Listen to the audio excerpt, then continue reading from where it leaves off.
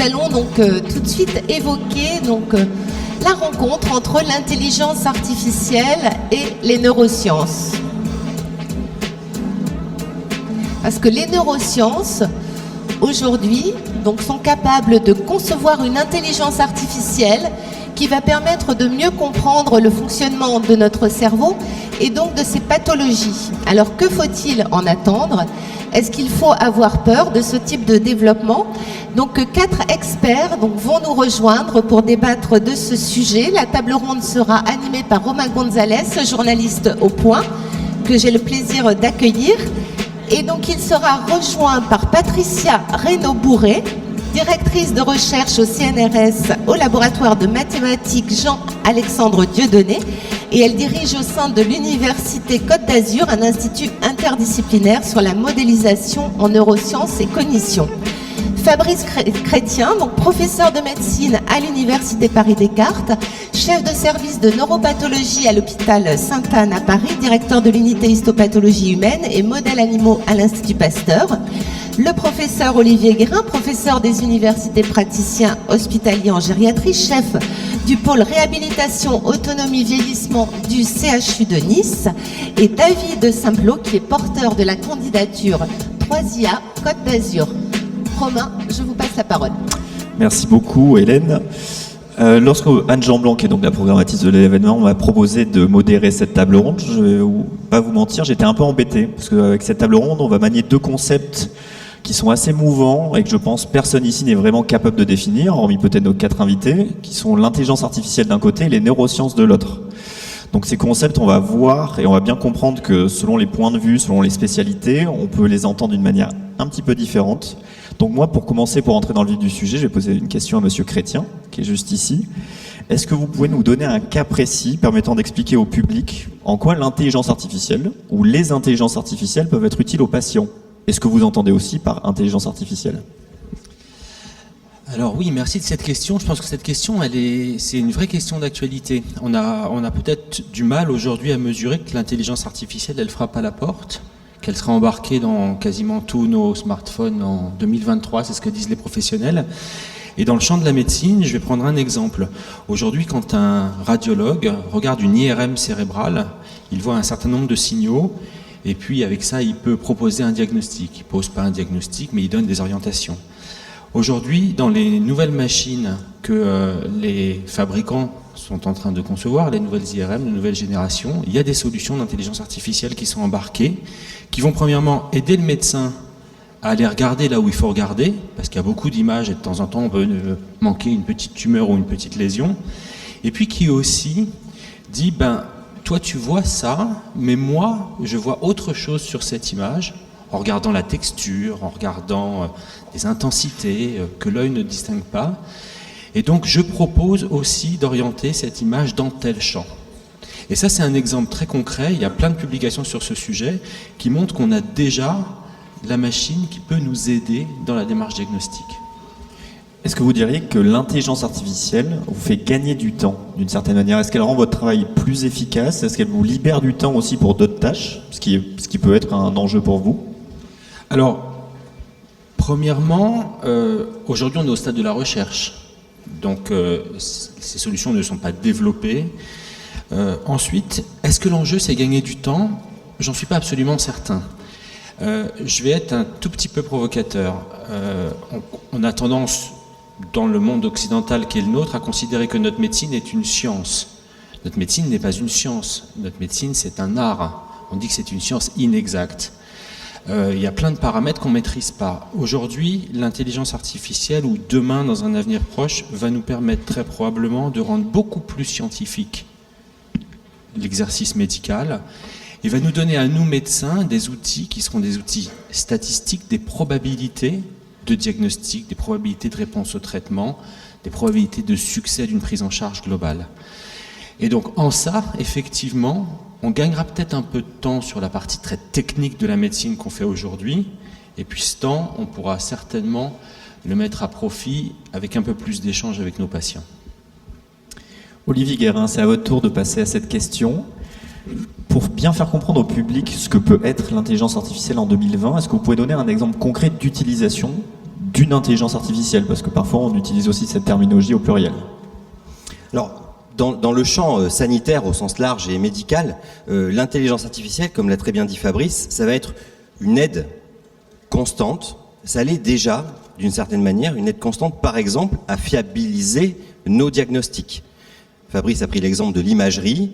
Dans sa propre spécialité, en anatomopathologie, c'est aussi le cas, sur l'intelligence artificielle et la capacité à détecter, par exemple, des cellules cancéreuses au sein d'un prélèvement qui est fait en anatomopathologie. Donc ça rend plus robuste notre diagnostic.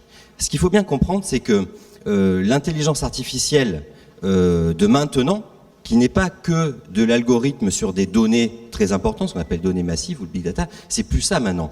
On a une intelligence artificielle qui est capable d'apprendre elle-même. Et cette véritable intelligence artificielle, finalement avant c'était de l'intelligence humaine sur des grosses données, c'était pas vraiment d'intelligence artificielle. Là maintenant, on arrive à avoir une intelligence qui apprend seule. Et cet aspect-là va aussi nous conforter dans notre diagnostic, puisque finalement, elle va apprendre en même temps qu'elle voit des patients, à analyser l'ensemble de données. Et là où pour l'instant, on n'est pas en mesure techniquement de faire une synthèse et que le cerveau humain du médecin est encore nécessaire pour faire la synthèse d'un ensemble de données, on est déjà sur le point, et on y arrive en partie, à ce que ça soit au moins en aide apportée au quotidien par une intelligence artificielle. Je vous donne un exemple. Les stéthoscopes numériques. Vous savez que pour être un bon docteur, il faut avoir un stéthoscope autour du cou, mettre les machins dans les oreilles et poser le bout sur le thorax du patient. Vous imaginez bien qu'à chaque fois qu'un médecin vous fait ça, ce qu'il va entendre, c'est globalement, quand il est capable de le reconnaître, ce qu'il a déjà entendu plein de fois. Parce que si c'est très nouveau, que ce bruit-là, il ne l'a jamais entendu, il aura du mal à savoir ce que c'est. C'est comme ça que fonctionne l'intelligence humaine et le diagnostic médical. C'est du raisonnement par analogie, principalement. C'est pour ça qu'un médecin qui a de l'expérience entendra peut-être mieux que quelqu'un qui débute. Un stéthoscope numérique, lui, va faire une analyse complète. Il va comparer, par exemple, à une banque de données de sons qui regroupe des centaines de milliers de sons, et il va trouver exactement ce que c'est. À l'heure actuelle, la réponse de cette intelligence artificielle par ce stéthoscope, qui est donc un élément du diagnostic clinique, il faut pouvoir l'intégrer aux autres signes. Parce que tout seul, le bruit n'a pas beaucoup d'intérêt en soi. Par contre, le fait que ce bruit-là soit bien analysé, pour le médecin qui fait la synthèse avec tous les autres symptômes et tout ce qu'il voit, là c'est une aide précieuse. Monsieur Simplot, c'est votre tour de répondre à cette colle. Est-ce que vous pouvez donner un exemple d'utilisation très concrète de l'intelligence artificielle ? Oui, je vais d'abord commencer par répondre à la question du téléphone portable et l'intelligence artificielle. En fait, tel Monsieur Jourdan qui faisait de la prose sans le savoir, nous utilisons tous au quotidien l'intelligence artificielle. L'intelligence artificielle est déjà dans votre téléphone portable. Lorsque vous commencez à taper un message et qu'il vous fait des suggestions de suite, de mots, etc., eh bien c'est de l'intelligence artificielle. Lorsque vous faites de l'achat en ligne, il y a des systèmes de recommandation qui sont de l'intelligence artificielle. Et si on prend la définition que Cédric Villani a donnée à l'intelligence artificielle dans le rapport Villani qui a été remis en 2018, l'intelligence artificielle, c'est tout algorithme qui permet de prendre une décision. C'est très très large. C'est assez large. Voilà. Donc après, il ajoute pour un problème complexe. Après, la complexité, ça se juge. Donc l'intelligence artificielle et la santé, c'est quelque chose qu'on attaque depuis très longtemps dans les sciences du numérique. Moi, je suis chez INRIA, qui est l'Institut de recherche français dans le domaine des sciences du numérique. Ça fait 15 ans que la santé est dans notre plan stratégique et 25% de notre activité est dédiée à la santé, à l'environnement. Et des exemples concrets, eh bien, on a parlé des images médicales, mais au-delà, on réfléchit aux jumeaux numériques. C'est qu'en gros, là où certains font des jumeaux numériques d'avion, nous on fait des jumeaux numériques du patient. Donc on modélise l'anatomie du patient, on modélise la physiologie, et puis on utilise ce jumeau numérique pour faire des prédictions sur des pathologies, donc faire du diagnostic, mais aussi pour prédire l'évolution de la maladie, prédire l'impact d'une thérapie. On a à Strasbourg un IHU qui fait des expérimentations où en direct dans le bloc opératoire, le chirurgien peut demander mais qu'est-ce qu'il y a derrière l'organe que je suis en train de couper, et si je coupe là, qu'est-ce qui va se passer? Donc ça, c'est des choses qui s'expérimentent aujourd'hui, et et ça marche très bien. C'est l'une des spécialités du 3IA Côte d'Azur, Institut interdisciplinaire de l'intelligence artificielle, qui a été créé ici à Nice, Sophia Antipolis. Nous sommes parmi les leaders mondiaux sur le sujet. Patricia est d'ailleurs chère 3IA, elle pourra compléter sur ce domaine. Donc voilà, demain, en fait, le but, c'est d'avoir des chirurgiens augmentés, des médecins augmentés. Et évidemment, le but n'est pas de remplacer les médecins. Lorsqu'on fait des diagnostics sur des radios pour détecter des cancers du sein, on a une start-up ici qui s'appelle Therapixel, qui a levé plusieurs millions cette année et qui a remporté un prix international sur la détection de cancer du sein. Voilà, on donne une aide aux praticiens qui prend la décision finale. Madame Reynaud-Bourré, vous êtes le vilain petit canard de cette table ronde parce que vous êtes un peu dans une autre logique. Vous vous inspirez entre guillemets des neurosciences pour créer, on va dire, des intelligences artificielles. Est-ce que vous pouvez nous expliquer ce qu'il en est? Parce que c'est peut-être une direction moins compréhensible à première vue pour le grand public. Oui, alors en fait, c'est peut-être pas très bien connu, mais les algorithmes que vous appelez d'intelligence artificielle, un des plus connus, c'est le deep learning. C'est ce qui est Siri, par exemple, dans votre téléphone, la reconnaissance vocale. En fait, au tout départ, ça a été inspiré par des réseaux neuronaux, il y a 20 à 30 ans. Et maintenant, ça a évolué vers quelque chose de très, très abstrait, qui n'a plus rien à voir avec les vrais réseaux neuronaux. Et plus les gens étudient le deep learning et ses performances, plus les gens se disent oui, mais ça vient de la biologie. Et en fait, la biologie est beaucoup plus performante que ce que sait faire le deep learning. Elle est beaucoup moins coûteuse en énergie. Elle apprend des choses beaucoup plus floues que ce que peut apprendre une intelligence artificielle qui doit être quand même beaucoup guidée pour y arriver. Et elle apprend sur beaucoup moins de données.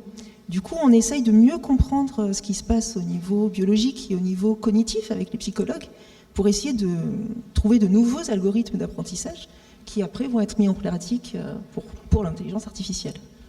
Pour qu'on comprenne bien en quoi notre cerveau, le cerveau humain qui au fond paraît incroyablement obsolète aujourd'hui à l'heure des performances extraordinaires de la machine, on est tous un peu dépassés aussi par les capacités qu'on envisage des intelligences artificielles. En quoi ce cerveau peut-il constituer un modèle?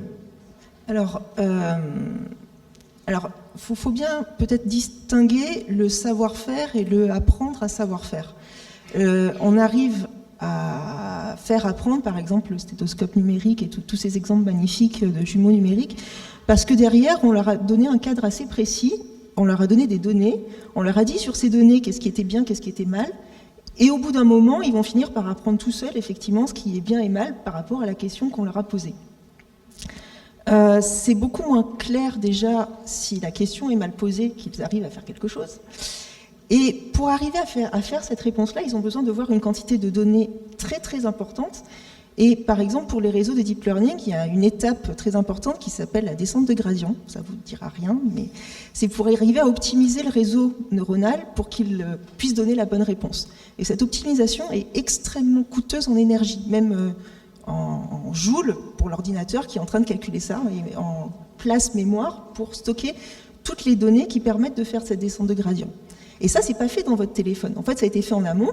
Et une fois que l'algorithme a fini de tourner et que ça a appris, donc que ça sait faire, maintenant, c'est portable dans votre téléphone et votre téléphone sait faire.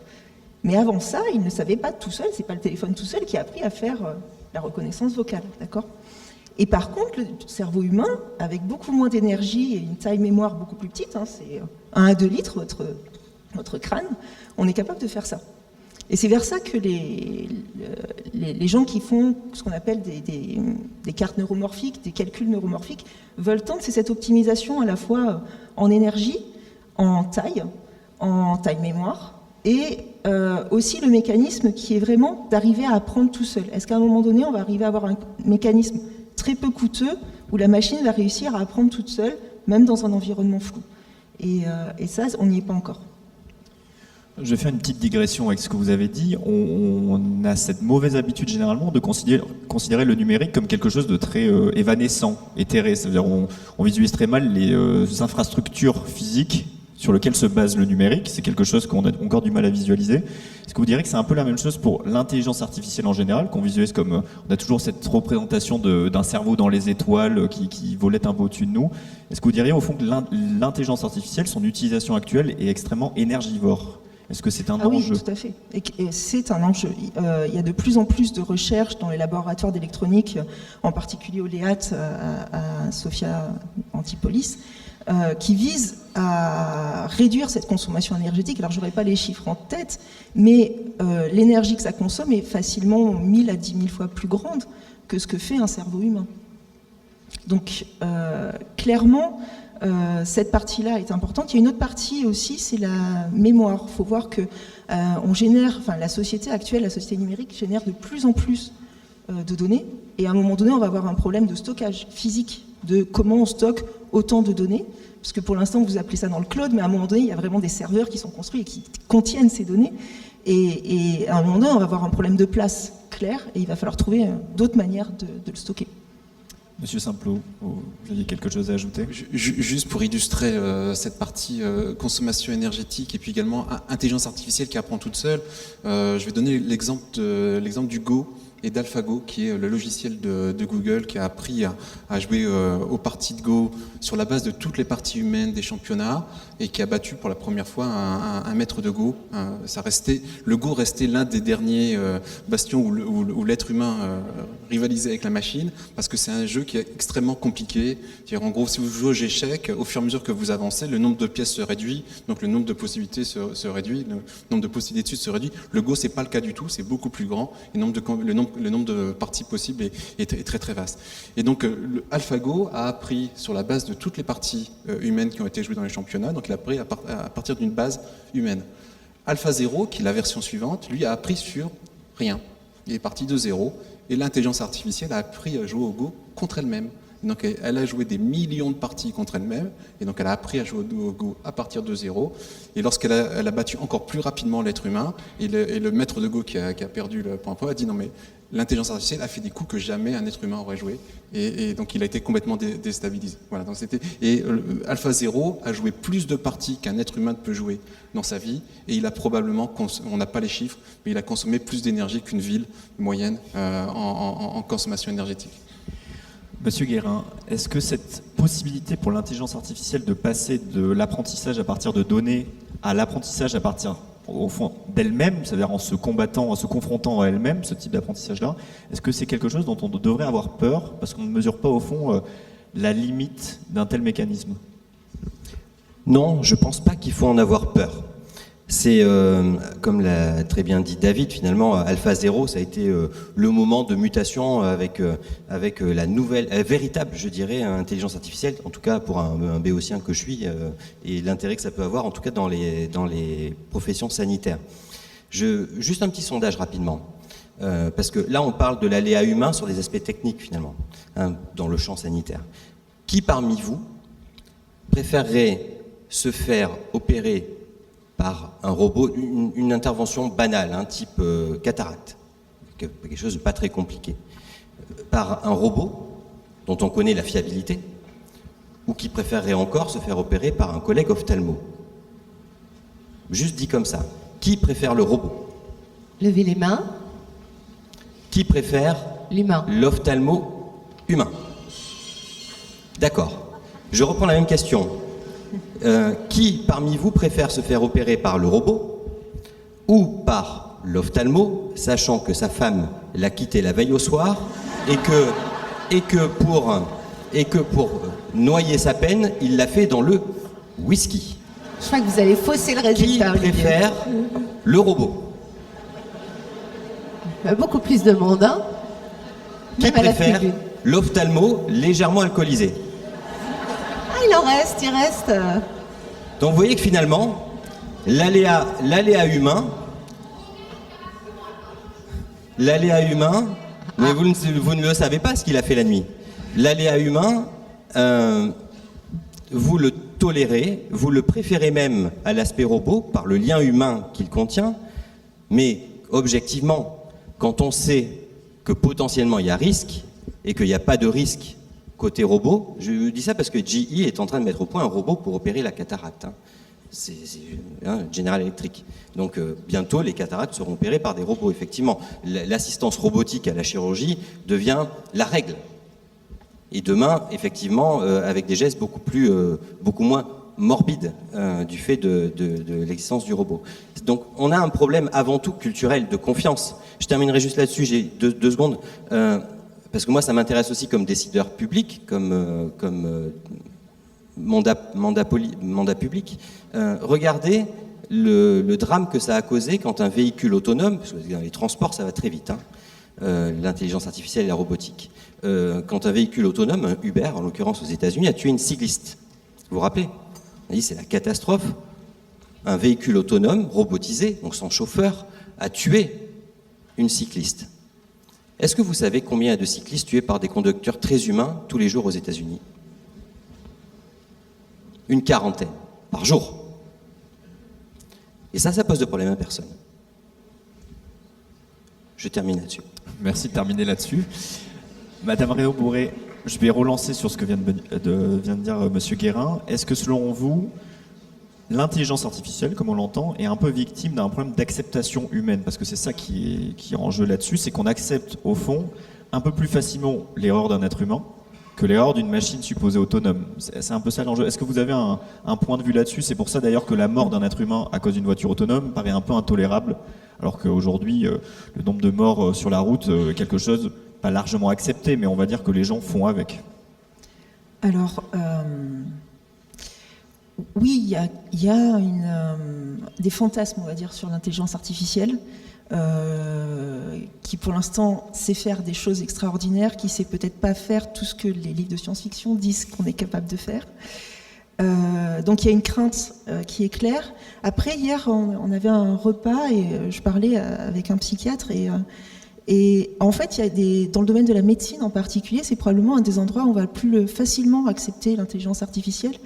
Parce que je vais vous donner un exemple. Il y a des tétraplégiques en ce moment qui sont en train d'être équipés aux États-Unis à titre juste de... ce n'est pas courant, c'est juste pour un test pour la médecine, de bras robotiques. C'est-à-dire qu'on leur implante des électrodes dans le cerveau pour qu'ils puissent, avec un bras robotique, manger, boire. Et il y a des volontaires pour ça. Il y a des volontaires pour avoir des électrodes à demeure dans le cerveau pour être interfacés avec de l'intelligence artificielle qui va bouger le bras robotique pour faire ce que le cerveau a envie que le bras robotique fasse. Et je pense que c'est parce que ces gens ont vraiment envie de retrouver des capacités qu'ils n'ont plus qu'ils vont accepter cette interface avec l'intelligence artificielle, et que dans des domaines où, quelque part, ça marche déjà plutôt bien parce que tout va bien avec des conducteurs humains, par exemple, on va avoir beaucoup plus de mal à accepter le passage à l'intelligence artificielle. Monsieur Chrétien, est-ce que selon vous, ce problème de l'acceptation de l'intelligence artificielle est un peu moins fort dans le domaine médical de par son efficacité? Par exemple, quand vous parlez à un patient et que vous lui dites qu'un diagnostic a été fait en collaboration avec un algorithme, est-ce que selon vous, c'est plus facilement accepté parce que l'efficacité est là, parce que la réponse est là et la conclusion est vraiment très palpable pour le patient? Je sais pas. Puis en plus c'est un véritable enjeu et ça pose des questions sur l'avenir des professions qu'on fait. Juste pour vous expliquer ce que moi je fais au quotidien. Donc j'ai une discipline médicale qui a été bâtie au 19e siècle. On a des biopsies de patients. Sur ces biopsies de patients, on fait de la technique, on regarde ces biopsies au microscope et sur ces images au microscope, on fait un diagnostic. Pour arriver à ça, pour être expert, il faut une dizaine d'années de formation, puisqu'il faut avoir appris tout un catalogue d'images pour être capable de reconnaître, comme disait David tout à l'heure, parce qu'on est incapable de reconnaître ce qu'on n'a jamais vu, et pour être capable de faire un diagnostic précis. Ça, c'est un modèle, la médecine européenne, c'est une méthode anatomo-clinique. On fait de la clinique, on récolte des symptômes, et puis on a des examens qui nous donnent des informations. Après, on pose un diagnostic et on propose un traitement. Je ne suis pas du tout sûr que dans les années qui vont venir, ce modèle-là va perdurer. A-t-on besoin de poser un diagnostic ? Vous vous en moquez de savoir que vous avez une maladie qui s'appelle une rhinopharyngite, un adénocarcinome du sein ou un glioblastome dans le cerveau. Ce qui importe le patient et aussi le médecin, c'est d'être capable de proposer le bon diagnostic. Vous voyez, ça, je résiste. C'est encore assez je résiste, j'ai pas envie de mourir. De proposer le bon traitement et puis d'avoir une efficacité thérapeutique. Alors ça, il faut le faire admettre à notre communauté aussi. C'est pas tant les patients ils cherchent l'efficacité. Et puis ils cherchent aussi de la relation avec le médecin. Mais pour les professionnels, là l'enjeu est un peu plus compliqué. Parce qu'il va y avoir une vraie révolution, on va déjà devoir être capable nous-mêmes, les vieux médecins, d'enseigner aux jeunes quelque chose qu'on ne connaît pas exactement, et un vrai changement de paradigme. Oui, juste peut-être dans le prolongement de la question de Romain, est-ce que ça ne peut pas quand même être quelque chose de formidablement utile, par exemple dans le cas des maladies rares, où on a besoin d'un diagnostic et où on a une errance de souvent 10 ou 15 ans? Alors oui, c'est sûr, ça va être très utile dans les maladies rares, et puis ça va aussi être très utile dans les maladies inclassables, parce qu'on va avoir tout un champ en fait. On a déjà ça quand on voit les études qui sont publiées. On a un champ de maladies qu'on n'est pas vraiment capable d'étiqueter, et où là on a besoin, et c'est là où le médecin va retrouver toute sa place, d'avoir une capacité d'intégration de différentes données pour pouvoir proposer des traitements adaptés. Est-ce que vous pensez disparaître un jour au profit de l'intelligence artificielle? Je vous pose cette question comme ça, de but en blanc. Est-ce que vous pensez que votre profession est en danger? Ah ben plus que ça. Quand les internes arrivent dans le service, je leur dis donc tu viens pour te former, tu vas regarder des lames pendant 10 ans, après tu seras capable de faire un diagnostic, mais tu sais que tout ça c'est fini déjà. Parce que quand tu auras appris, de toute façon la machine fera mieux que toi. Donc oui, on va disparaître. Ça c'est sûr. Nous, comme les gens qui font de l'imagerie médicale, on est déjà morts. Mais c'est pas très grave ça, parce qu'on va disparaître dans l'art qu'on fait aujourd'hui. Mais en revanche, on va prendre une nouvelle place. Peut-être celle d'être capable de faire des diagnostics d'interface, peut-être celle d'être capable de faire plus de diagnostics intégrés, ou aussi de dire à la machine de temps en temps, attention, là, la probabilité que tu donnes est celle-ci, mais moi je suis pas tout à fait d'accord. Moi je suis impressionné, quand je faisais de la clinique, j'ai fait de la réanimation pendant un certain temps, j'ai été très impressionné par les grands patrons de réanimation qui, sans même regarder le malade, les machines, la biologie, rien de rien, ils rentraient dans la chambre et à 1 mètre du patient, ils disaient « Oh là là, là c'est grave ». Le sens clinique. Donc ce qui est capable d'être dans le moins scientifique, parce qu'en face de nous, on n'a pas des cas d'école, on a des patients, puis des fois ils résistent, des fois ils ne prennent pas leur traitement. C'est comme le problème des médecins, les patients. Monsieur Guérin, une réaction sur une question que j'aurais pu aussi vous poser. Oui, on est totalement d'accord avec Fabrice, on avait déjà discuté un petit peu avant. Ça pose le problème pour nous, profs de médecine, de notre capacité à expliquer à nos futurs collègues, à nos étudiants, que leur métier sera un très beau métier, celui d'une médecine véritablement clinique et humaine, mais pas du tout le métier auquel ils s'attendent à l'heure actuelle, qui était celui de leur père, mère, pour ceux qui avaient des parents médecins. Et ça, c'est très difficile. Et on le voit aussi sur les choix de spécialité. À la fin du 2e cycle, on choisit sa spécialité. Les choix de spécialité n'ont pas vraiment bougé, ce qui montre que nos étudiants restent sur des anciens modèles. Ce qui veut dire que nous, profs de médecine, on est mauvais aussi, puisqu'on n'arrive pas à les orienter vers des médecines plus transversales, plus préventives aussi. Parce que l'enjeu de l'intelligence artificielle, pour nous, dans le champ sanitaire, c'est notre capacité à devenir plus préventif et même plus prédictif, comme le disait très bien David. L'enjeu, en santé, ça va être de ne plus être malade. C'est ça l'idée. Quand Fabrice dit que sa spécialité est à très haut risque de disparition, dans un avenir relativement proche, je suis d'accord avec lui. D'autres spécialités, ça va être retardé, mais je pense à toutes les spécialités chirurgicales dont on parlait tout à l'heure. Ça arrivera aussi. Tout ce qui est très technique et répétitif, à un moment donné, la machine fera mieux. Donc l'intérêt de la médecine, qui elle ne disparaîtra pas, c'est de se recentrer sur le lien humain. Une fois que le diagnostic est fait, une fois que le traitement est proposé, avec toutes les aides que l'on peut avoir, finalement presque à notre place, il va falloir accompagner ce traitement.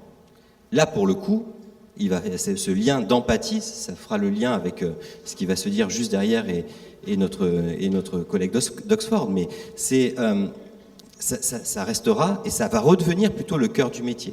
En fait, on a eu une bascule sur les 50 dernières années vers une médecine de techniciens et le mouvement de balancier part en sens inverse de manière très rapide du fait des progrès fulgurants dans le champ de la digitalisation au sens large.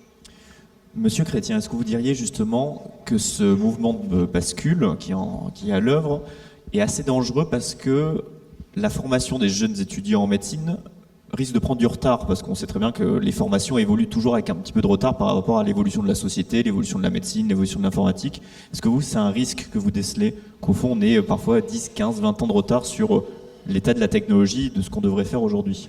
Ça ne prendra pas autant de temps. Là, je pense qu'on est dans une période un peu critique, quand même. On est deux enseignants à la fac de médecine à cette table, parmi 4 enseignants. Je pense qu'on a du retard. On a vraiment du retard et on est, encore une fois, on ne sait pas exactement. Et je pense que la nouvelle génération de radiologues, elle aura à sa disposition des choses qu'on n'imagine même pas. Donc cette période de transition, elle est effectivement un peu difficile à gérer. Après, nos étudiants savent aller chercher de l'information, hein, très très bien. C'est fini les amphithéâtres à la fac de médecine où il y a plein d'étudiants. Hein. De temps en temps, il y a quelques ordinateurs portables derrière des têtes. Mais on sait s'adapter. Monsieur Simplot, vous aurez le mot de la fin avant de passer aux questions de la salle, avec une question assez difficile, je ne vais pas vous mentir. Est-ce que selon vous, l'intelligence artificielle, le concept, et de l'autre côté, le concept de neurosciences, est-ce que ces deux concepts sont victimes d'une sorte de course à l'échalote où tout le monde essaie de vendre le concept le plus parfait, puissant, efficace possible? Est-ce qu'au fond, on n'est pas tous un peu victimes de ce millénarisme technologique qu'on nous vend parfois en nous disant on va tous être remplacés et le futur est vraiment un futur de connaissances parfaites? La réponse est oui. Alors, j'élabore un petit peu.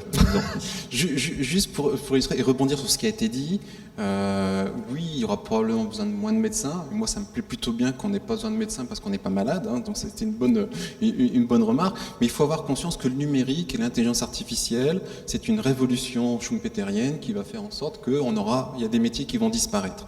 Schumpeter, c'est un économiste du début du XXe siècle qui parlait de destruction créatrice. Il disait les moines copistes, le MP3, enfin, c'est assez connu tout ça.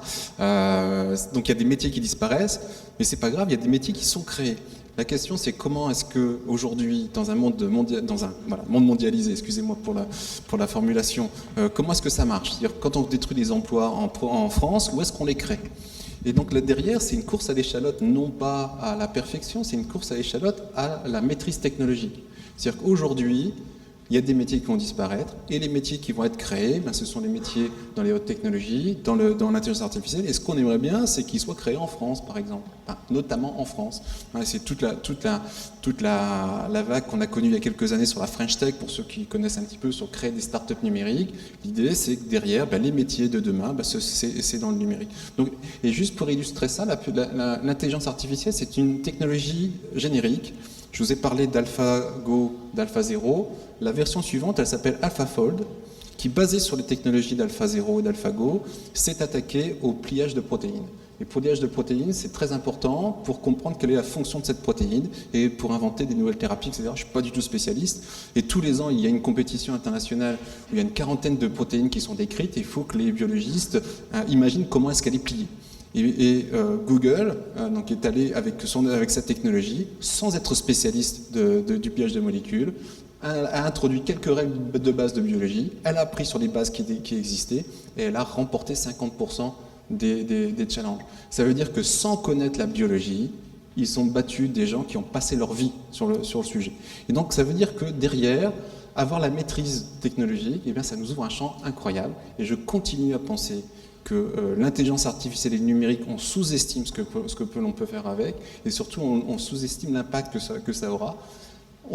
Et c'est-à-dire qu'il faut l'accompagner, ça veut dire qu'il faut être naïf, il faut cadrer, il y a des comités d'éthique, nous-mêmes très régulièrement on soumet des choses, voilà. Est-ce que aspirer le graphe de Twitter, est-ce que c'est vrai, comment est-ce qu'on le met à disposition, comment est-ce qu'on l'exploite? Donc ce sont des choses qu'on en gère depuis longtemps, comme les médecins, et donc moi je suis positif, voilà, c'est-à-dire que demain, nos emplois, ce seront dans ces secteurs-là. On va passer aux questions de la Merci salle beaucoup. tout de suite. On a une question, monsieur, on vous écoute. Oui, bonjour.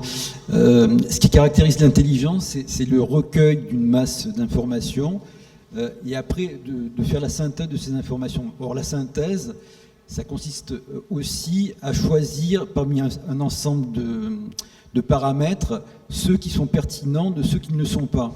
de faire une sorte de hiérarchisation des paramètres à prendre en compte pour réaliser une synthèse. Or, ce qui caractérise l'intelligence humaine, c'est que et les progrès, on va dire, les progrès scientifiques, c'est qu'il y a eu il y a eu une absence de consensus quelquefois sur les paramètres pertinents. Et quelquefois, il y a eu des ruptures sur on va dire, le choix des paramètres pertinents à prendre en compte. Donc les progrès sont faits non seulement de manière linéaire, mais aussi par des pas de côté, quelquefois par des sauts périlleux de côté et quelquefois par des révolutions. Donc il n'y a pas uniquement des progressions, mais aussi des révolutions. Donc est-ce que l'intelligence artificielle, telle qu'elle est conçue, est capable de faire non seulement des progressions et de répéter, on va dire, des protocoles qui ont été programmés, mais aussi de faire des pas de côté, des triples sauts périlleux, voire des révolutions qui sont en rupture complète avec ce qui a été fait précédemment. Merci. Qui veut prendre cette question assez complexe? Olivier Madame Gras. Reynaud-Bourré, vous voulez vous lancer? Tu compléteras. Alors, je ne sais pas ce que c'est un triple saut périlleux, mais effectivement, pour l'instant, même AlphaFold ou AlphaZero, au départ, on a donné une règle assez claire à la machine et elle a appris toute seule. Mais la règle était très claire et elle va pas se mettre, si on lui a dit d'apprendre les protéines, elle va pas se mettre à faire je sais pas, des origamis. Hein. Enfin, rien que ce petit passage-là, elle n'y arrivera pas. On lui a dit d'apprendre à plier une protéine, elle va répondre un pliage de protéines. Donc, pour l'instant, à mon avis, l'intelligence artificielle n'est pas capable de faire ça et je pense que c'est là où on a beaucoup à gagner à comprendre ce qui se passe chez l'humain, chez l'animal, parce que l'humain et l'animal sont capables de faire ces changements de point de vue. Une tâche très bête qu'un humain est capable de faire, c'est une catégorisation. Ça, la machine sait faire aussi, c'est-à-dire on lui apprend de faire, je sais pas, chat, chien, et elle va finir par savoir catégoriser chat, chien, et l'humain est capable de faire ça. Mais l'humain est aussi capable, au bout d'un moment, même si on lui a rien dit, de se dire, ah ben tiens, cette race de chien-là, elle est plus jolie que celle-là, je préfère les caniches, etc., etc. Et du coup, de se créer sa propre classe caniche, parce qu'elle adore les trucs à poil frisé. Et ça, la machine, tant qu'on lui aura pas posé la question, reconnaît les caniches, elle ne saura pas répondre. Et rien que ce petit décalage-là, on peut essayer de le créer algorithmiquement, de faire qu'on crée des nouvelles catégories automatiquement et voir ce que ça donne, effectivement. On commence à avoir des algorithmes qui pourraient peut-être aller vers cette logique un peu floue, mais on est clairement loin de l'avoir mis en pratique. Merci beaucoup. Monsieur ?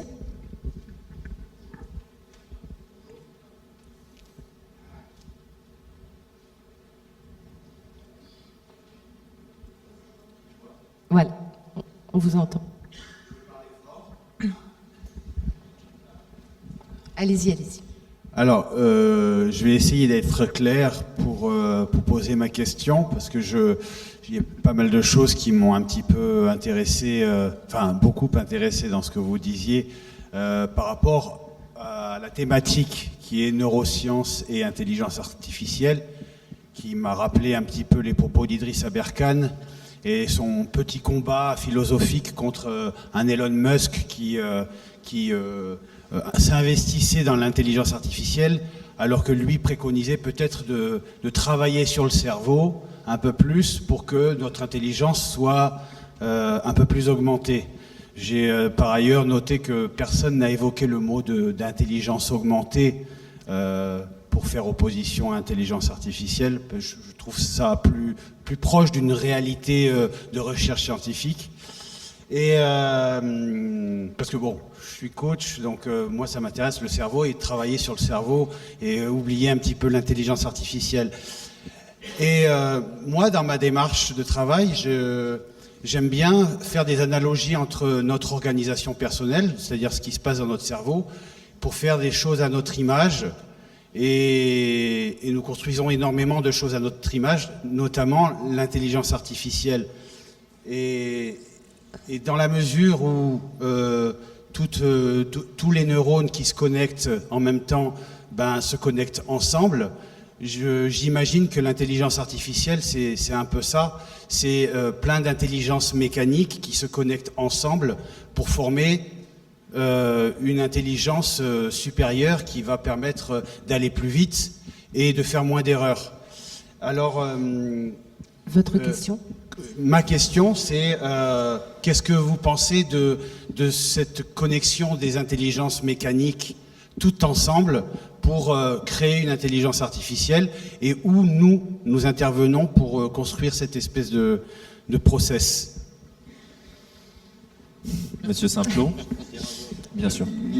Merci beaucoup pour votre question. Le terme intelligence artificielle est très mal choisi.